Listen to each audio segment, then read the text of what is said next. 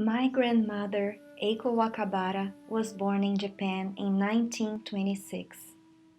She had hip dysplasia, so she couldn't run like the other kids. She came to Brazil with her family to escape poverty in Japan. It was a hard time for the Wakabara family. My grandmother loved to read, draw, paint, and write poetry. She wanted to be a librarian. But her father decided she would get married instead, through omiai, arranged marriage.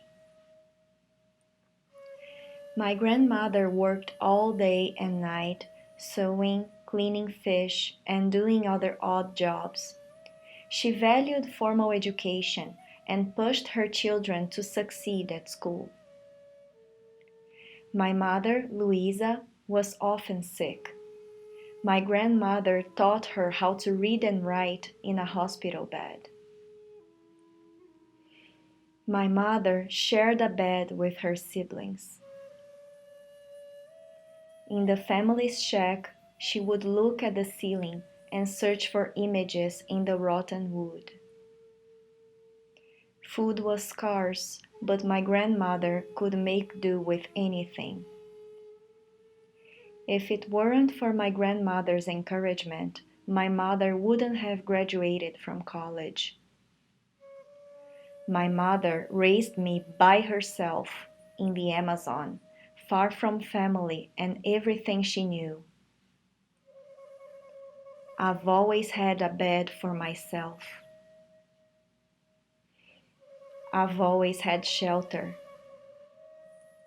And I've always had plenty of food. So the reason why I got to pursue higher education, the reason is you. In 2005, my grandmother went through surgery to correct her hip dysplasia and passed away as a result. Bachan, I always carry the pencil case you made for me. Because your callous feet have guided me, my path is much smoother now. Bachan, makoto ni arigatou gozaimasu. Okaa-san, do fundo do meu coração, muito obrigada.